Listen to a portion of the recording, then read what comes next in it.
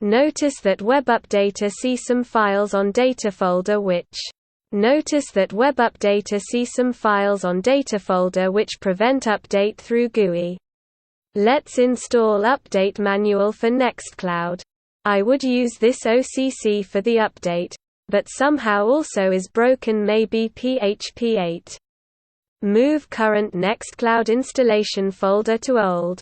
Then copy the address from Updater and don't skip the version because updates might include DB updates. Next unzip zip file. Then chown folder ownership to www.data.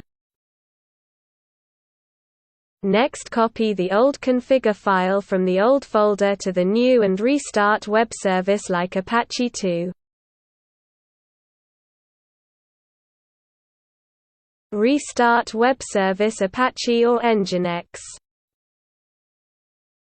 Next go to Nextcloud page and start the update process. Now Nextcloud is updated but data need to move from old folder to the new one.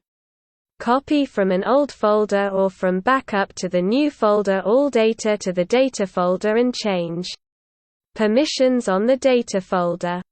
Thanks for watching and see you soon.